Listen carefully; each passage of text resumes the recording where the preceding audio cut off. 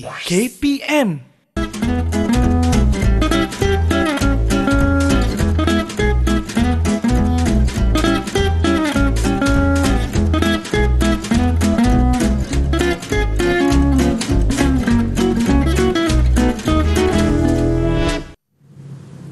Hello, Assalamualaikum, salam sejahtera. Anda sedang menyaksikan Didik TV KPM hari ini bersama-sama dengan saya Ria selaku pengacara anda. Apa khabar murid-murid di rumah? Kita doakan dalam keadaan yang sihat sejahtera. Ingat ke mana jua kita pergi, apa jua yang kita lakukan, jaga kesihatan diri dan keselamatan diri masing-masing, okey? Dan hari ini murid-murid kita nak teruskan dengan slot pentaksiran sumatif bagi pelaporan tahap penguasaan murid. Nak tahu siapakah penyampai yang akan bersama-sama dengan kita pada hari ini? Ayuh kita saksikan dahulu profil beliau.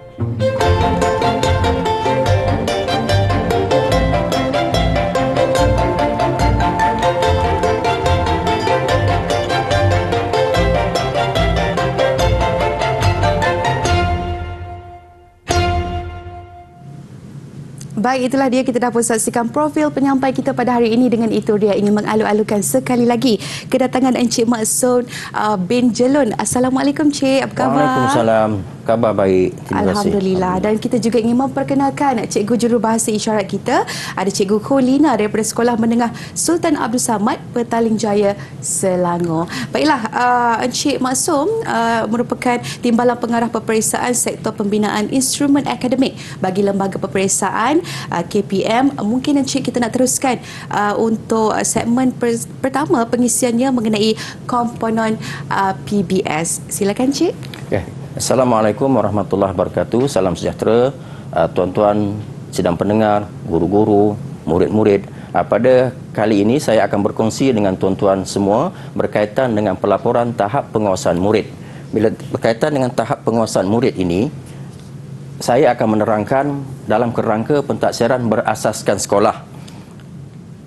Ya, Kementerian Pendidikan sekarang ini dalam usaha untuk memperkasakan lagi pentaksiran berasaskan sekolah, di mana kita tahu bahawa pentaksiran berasaskan sekolah ini telah pun dilaksanakan sejak tahun 2011 bermula dengan peringkat sekolah rendah, dan pada tahun 2012 bermula dengan peringkat sekolah menengah rendah, dan sehingga kini pentaksiran berasaskan sekolah ini masih lagi berlaku dan masih lagi berlangsung. Jadi Kementerian Pendidikan sudah pun menggerakkan langkah-langkah ke arah memperkasakan lagi pentaksiran berasaskan sekolah ini ataupun kita sebut sebagai PBS. Dalam kerangka PBS ini ada 3 komponen utama yang kita kenali sebagai pentaksiran psikometrik atau ringkasnya PPSI. Kemudian yang kedua ialah pentaksiran aktiviti jasmani, sukan dan kokurikulum, dan yang ketiga ialah pentaksiran bilik darjah ataupun PBD. Jadi berdasarkan kerangka ini saya akan fokuskan kepada pentaksiran bilik darjah. Dalam pentaksiran bilik darjah ini ada 2 komponen pentaksiran yang utama, iaitu yang pertama sekali ialah pentaksiran formatif. Pentaksiran formatif ini dilaksanakan secara berterusan sepanjang sesi persekolahan. Sesi persekolahan itu bermaksud bermula daripada kemungkinan Januari sehinggalah November ataupun Disember. Jadi di situ proses pentaksiran formatif itu akan berlangsung dan berterusan. Kemudian yang kedua ialah pentaksiran sumatif. Pentaksiran sumatif ini ataupun biasanya kita sebut sebagai peperiksaan akhir tahun ataupun ujian akhir sesi akademik. Kita gunakan nama ujian akhir sesi akademik ini kerana sesi persekolahan kita sejak bermulanya PKP ini telah teranjak. Jadi dia tidak habis dalam 1 tahun itu, dia akan menyeberang melepasi tahun berikutnya, maka kita namakan dia sebagai ujian akhir sesi akademik. Tapi sebenarnya ujian akhir sesi akademik ini ialah ujian akhir tahun ataupun peperiksaan akhir tahun yang merupakan pentaksiran sumatif. Jadi tuan-tuan dan puan-puan sidang pendengar, murid-murid sekalian, pentaksiran bilik darjah ini sebenarnya fokus kepada untuk melihat perkembangan kemajuan tahap penguasaan murid dalam bidang akademik. Bukan semata-mata untuk kita melaporkan apa yang mereka dapat dari segi grade dan sebagainya, tetapi kita nak laporkan tahap penguasaan mereka dalam proses pembelajaran mereka. Dan juga kita akan laporkan penguasaan akademik mereka melalui ujian akhir sesi akademik ataupun kita kenali sebagai ujian akhir tahun ataupun pentaksiran sumatif tadi. Ya. Okey. Dan menggunakan maklumat-maklumat daripada pentaksiran sumatif dan juga pentaksiran formatif ini, guru-guru akan menggunakan maklumat-maklumat itu untuk melakukan intervensi. Intervensi ini akan saya terangkan dalam slide berikutnya. Ya. Okey, seterusnya tuan-tuan dan puan-puan, pelaporan ini merupakan perkara penting. Dia bukan pelaporan biasa-biasa. Tadi saya dah sebut mungkin setiap pendidikan akan ada pentaksiran.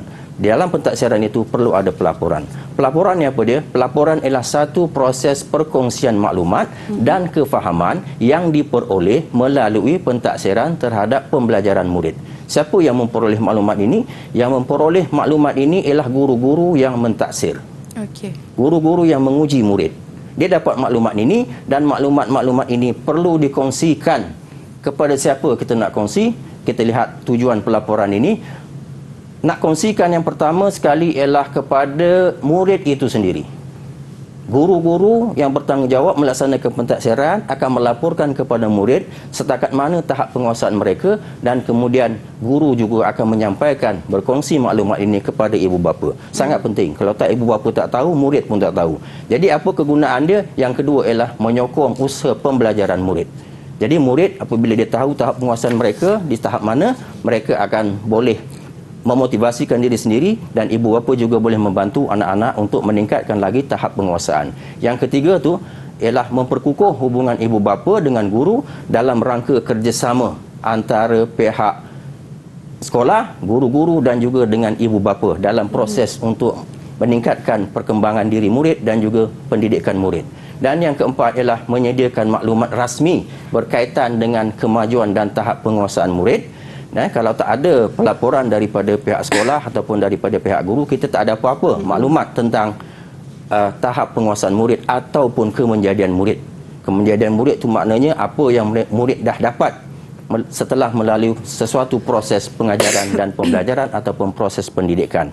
Manakala yang kelima, pelaporan ini adalah sebagai satu tanggungjawab yang memang ada pada setiap sekolah untuk melaporkan tahap pembelajaran murid ini. Maknanya pihak sekolah dia tak boleh lari daripada tanggungjawab ini. Dan yang keenam ialah intervensi.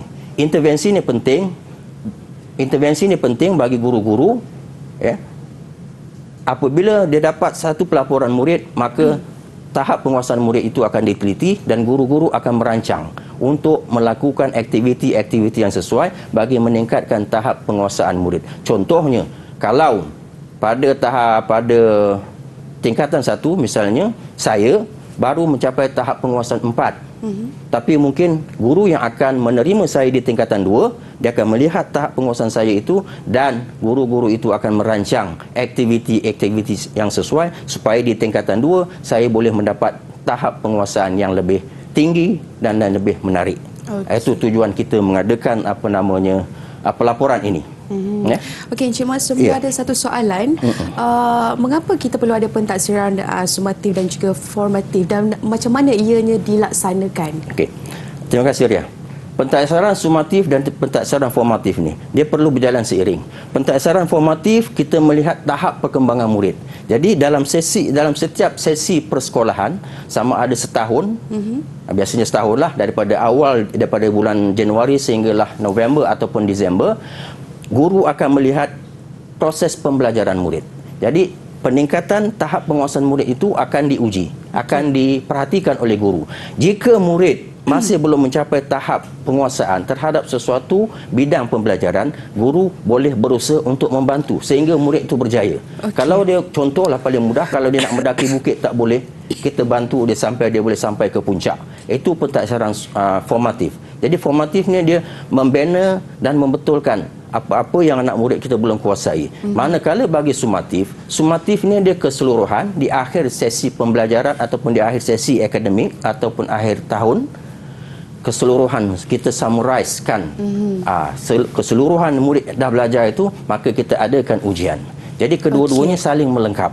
perlu ada dua-dua. Okey. Baiklah, itu dia pengisian untuk komponen PBS ujian sumatif dalam PBD, masuk pelaporan dan juga tujuan pelaporan. Terima kasih Cik Maksum. Kita nak berehat dulu sebentar, kembali lagi selepas ini.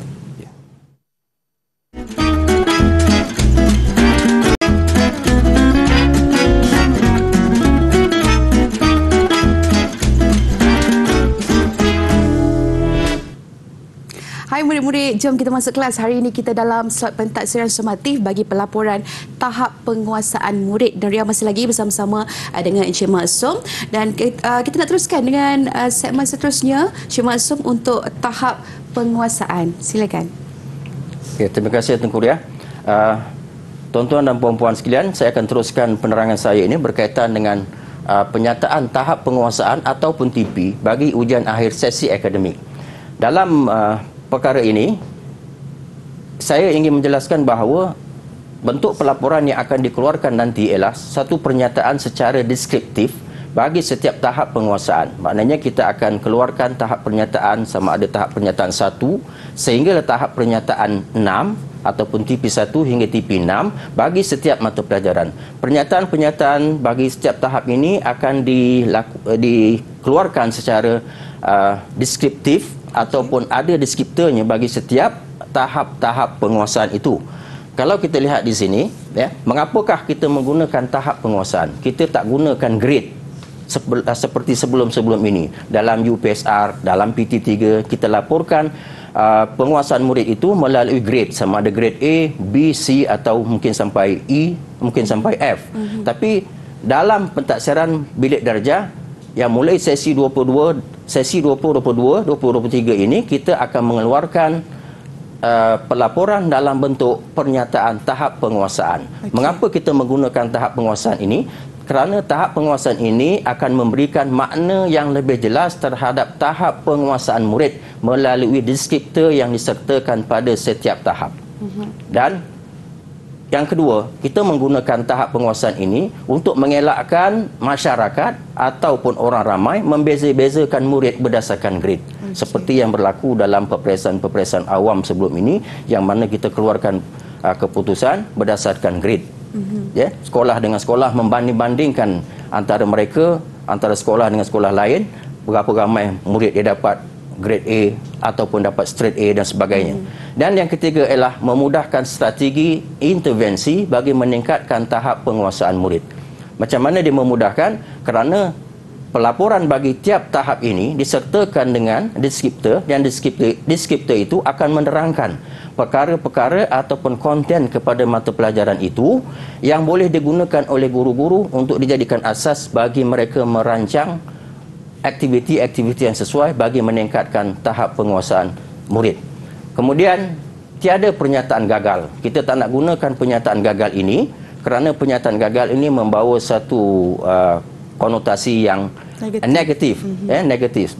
Seolah-olah murid ini dah gagal sepenuhnya dalam kehidupan mereka.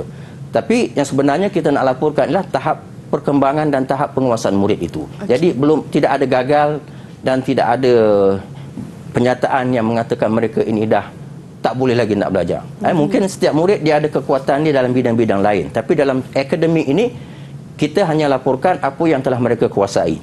Kemudian untuk mengelakkan masyarakat bangga dengan grade dan juga skor seperti mana yang telah berlaku pada peperiksaan-peperiksaan sebelum ini.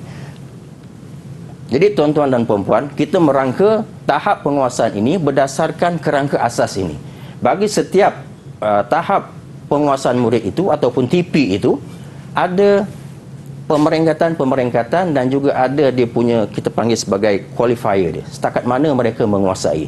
Jadi kerangka yang pertama itu bagi tahap 1 itu kita gambarkan ataupun kita terangkan bahawa murid yang berada di tahap 1 ini ataupun TP1 ini menguasai sesuatu konten mata pelajaran itu secara sangat terhad. Ya. Kemudian bagi TP2, perkara asas sahaja yang mereka tahu. Bagi TP3 dah mungkin meningkat sikit kepada memuaskan. Bagi TP4 dah jadi cantik, baik. Manakala bagi TP5 dia sangat baik, dan TP6 tu dah berada pada tahap yang cemerlang. Itu uniknya apabila kita menggunakan tahap penguasaan. Kita tak menggunakan grade, yang mana grade tu nanti akan ada cemerlang, akan ada turun balik memuaskan dan sebagainya, akhirnya gagal. Kita tak nak seperti itu. Okey, tuan-tuan dan puan-puan, kalau kita perhatikan apa yang terpapar pada skrin ini, inilah contoh tahap penguasaan bagi setiap mata pelajaran nanti yang akan murid duduki ataupun murid pelajari. Ya. Ini saya mengambil contoh bahasa Melayu. Pada bahasa Melayu di sini, konten bagi mata pelajaran itu dinyatakan. Kemudian diletakkan tahap penguasaan murid itu seperti yang saya sebutkan tadi, pada tahap 1 itu sangat terhad. Ya, jadi kontennya di situ ialah penggunaan kata, misalnya binaan ayat dan penggunaan peribahasa. Kemudian murid ini kemahiran membaca dan memahami juga, serta menakul pelbagai bahan pada tahap sangat terhad. Kemahiran menulis mereka pun sangat terhad. Dan pemeringkatan akan berlaku jika murid mencapai tahap yang berikutnya, sehinggalah kepada tahap yang cemerlang ataupun tahap penguasaan 6. Ini saya mengambil contoh bahasa Melayu. Kita ada 20 mata pelajaran di peringkat sekolah menengah rendah, tingkatan 1 hingga tingkatan 3. Dan kemudian 5 mata pelajaran yang dikendalikan oleh lembaga peperiksaan untuk ujian akhir sesi akademik, semuanya akan mengeluarkan pelaporan seperti ini. Ya, seperti ini. Cuma mungkin konten itu yang akan berbeza. Tapi kerangka dia tadi seperti yang saya tunjukkan tadi, daripada sangat terhad, asas kepada memuaskan, baik, sangat baik dan juga cemerlang. Begitulah tahap penguasaan yang kita laporkan kepada murid dan juga kepada ibu bapa mereka. Baiklah Cik Mat, kalau tadi Cik Mat ada nyatakan bahawa pelaporan ujian sumatif ni tidak dinyatakan dalam grade seperti yang diberitahu tadi. Jadi apa pula persediaan mungkin untuk para ibu bapa menerima perubahan ini? Cik Mat. Terima kasih Ria.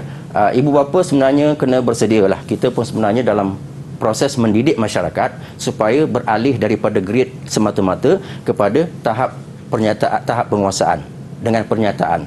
Grade yang kita beri A, kalaupun 10A, dia tidak memberikan penjelasan apa-apa. Hanya yang kita tahu mungkin A itu cemerlang. Tapi ibu bapa kena bersedia menerima pelaporan tahap penguasaan ini dalam bentuk yang ada di sekitar ini, supaya dia dapat melihat apa sebenarnya yang anak mereka dah tahu, dah faham dan dah kuasai. Konten mata pelajaran itu, walaupun kita tak masukkan secara detailnya, kita berikan secara umum di situ dalam setiap mata pelajaran. Jadi ibu bapa dah tahu, oh anak dia mungkin kosakata dia kurang, boleh lemah lagi dalam penulisan. Membaca dia boleh baca tapi mungkin dia kurang faham. Itu dia dah dapat tahu. Jadi di situ ibu bapa pun sebenarnya boleh membantu anak-anak untuk meningkatkan tahap penguasaan. Baik, itulah peranan yang harus dilakukan oleh ibu bapa ya. Baik, terima kasih Cik Mat di atas perkongsian tadi. Murid-murid kita nak rehat dahulu sebentar. Kita kembali lagi selepas ini.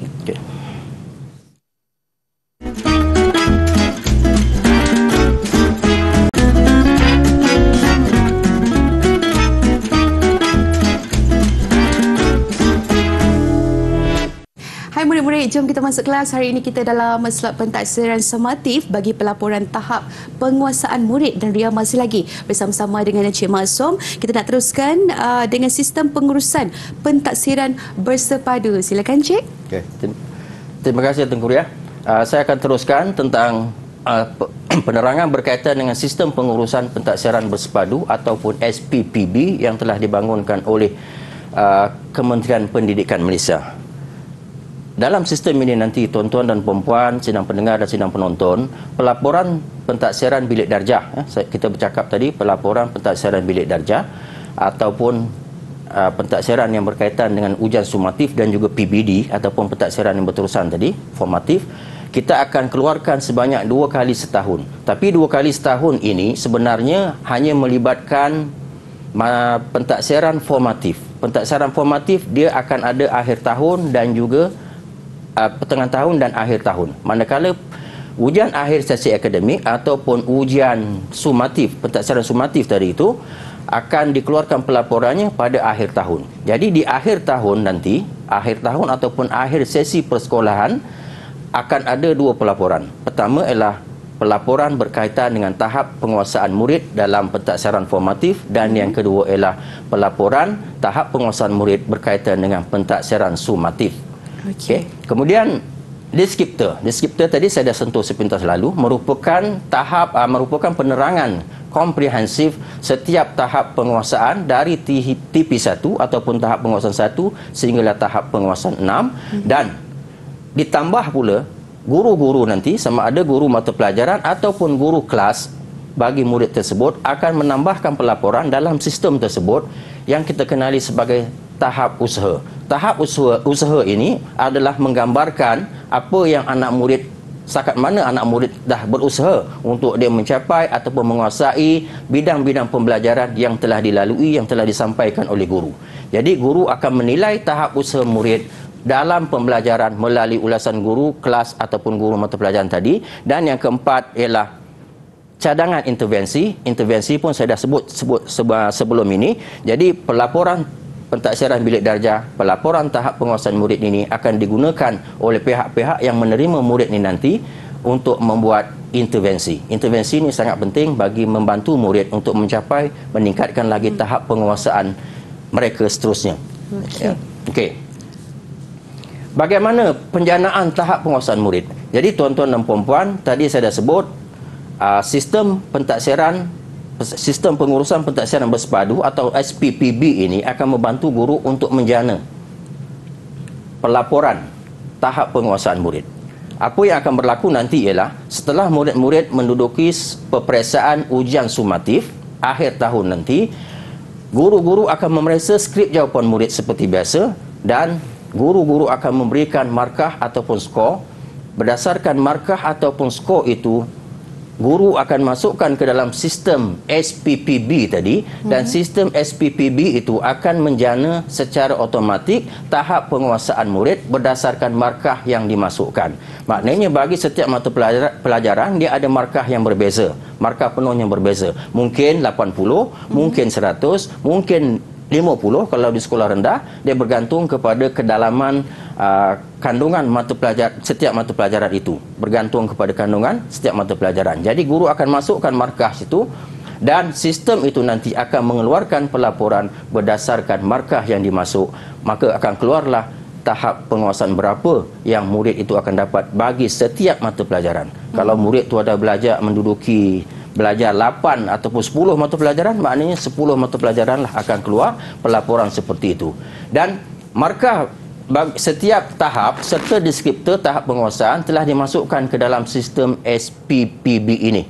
Kita dah tetapkan range markahnya ataupun sela markahnya bagi setiap tahap penguasaan itu telah kita masukkan beserta dengan deskriptor tahap penguasaan itu dalam sistem ini. Jadi guru-guru hanya masukkan markah, dan markah ini pun mungkin dia tidak akan keluar dalam pelaporan itu. Murid mungkin tahulah markah dia setelah mungkin guru-guru beritahu sebelum dia masukkan dalam sistem tersebut. Tapi pelaporan nanti akan keluar tahap penguasaan saja beserta dengan deskriptor, tidak ada markah di situ. Ya. Okey. Seterusnya tuan-tuan dan puan-puan, kita lihat di sini ya. Inilah contoh pelaporan pentaksiran bilik darjah. Ini kalau kita mulakan pada tahun 2022 nanti insya-Allah ya, 2023 mungkin murid akan menduduki peperiksaan ini pada bulan Januari untuk sesi persekolahan 2022 ya. Jadi tahap penguasaan murid ini akan dijana melalui sistem tadi, dan beginilah bentuk bentuk pelaporan bagi setiap murid itu.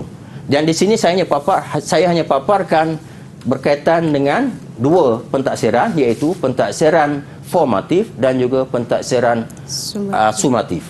Ataupun sumatif itu ujian akhir sesi akademik ataupun ujian akhir tahun. Kalau kita lihat di sini tuan-tuan dan puan-puan, mungkin ada terdapat perbezaan tahap pencapaian murid bagi kedua-dua pentaksiran tadi. Kalau kita lihat yang dipaparkan pada skrin ini, mungkin murid ini dalam bahasa Melayu dia mendapat tahap penguasaan 5 dengan deskriptor yang dinyatakan di sebelahnya itu. Kemudian ada lagi pelaporan untuk ujian akhir sesi akademik ataupun pentaksiran sumatif. Ada pelaporannya di situ. Tapi kalau kita lihat pada skrin itu, apa yang dicapai oleh murid itu ialah TP6 dalam ujian sumatif. Maknanya ada perbezaan antara tahap penguasaan murid dalam pentaksiran formatif, pentaksiran berterusan tadi, dengan tahap penguasaan dalam ujian sumatif ataupun ujian akhir sesi akademik. perbezaan ini kemungkinan akan berlaku. Kemungkinan juga dia akan sama. Sama maksud saya akan sama tahap penguasaan bagi kedua-dua pentadbiran. Tapi kemungkinan berlaku perbezaan itu pun memang amat besar, kemungkinan itu berlaku. Kerana apa? Kerana yang pertama, dia bergantung kepada situasi pembelajaran murid. Murid mungkin dia lebih berusaha untuk menjawab ujian akhir sesi akademik. Tetapi dalam proses pentadbiran berterusan, pentadbiran bilik darjah tadi, pentadbiran formatif, dia mungkin menunjukkan usaha-usaha yang mungkin kurang sedikit. Jadi guru akan melaporkan apa yang anak murid mereka lakukan itu mungkin pencapaian rendah sedikit berbanding dengan tahap penguasaan. Jadi itulah indahnya, itulah uniknya pelaporan dalam bentuk baru ini, tuan-tuan. Dan guru-guru akan tambah sedikit di situ lagi, iaitu berkaitan dengan tahap usaha murid. Berdasarkan pentadbiran formatif, guru akan meletakkan tahap usaha murid mungkin berada pada tahap tinggi ataupun mungkin berada pada tahap sederhana. Dan guru-guru akan mencadangkan intervensi untuk murid berkenaan yang masih belum mencapai tahap penguasaan yang tinggi. Kalau kita tengok bahasa Melayu di situ, mungkin guru tu mencadangkan supaya dia banyak lagi membuat latihan menulis karangan supaya boleh mencapai tahap yang lebih tinggi. Begitulah uniknya pelaporan pentadbiran bilik darjah secara tahap penguasaan ini dengan deskriptornya sekali. Okey, baiklah, pengisian yang cukup jelas daripada Cik Mat mengenai sistem pengurusan pentadbiran bersepadu. Ada juga kandungan pelaporan tadi berserta dengan perencanaan pelaporan pentadbiran sumatif dan juga formatif. Diharapkan murid-murid sudah memahaminya, dan terima kasih kita nak ucapkan sekali lagi kepada Cik Mat Sumjelon yang bersama-sama dengan kita pada hari ini. Juga Cikgu Jurubahasa Isyarat kita ada Cikgu Kholina, dan insyaAllah dengan pengisian hari ini kita harapkan murid-murid memahami sepenuhnya untuk pentadbiran sumatif, pelaporan tahap penguasaan murid. Kita jumpa lagi untuk episod akan datang. Terus bersama kami dalam Didik TV KPM. Assalamualaikum, bye.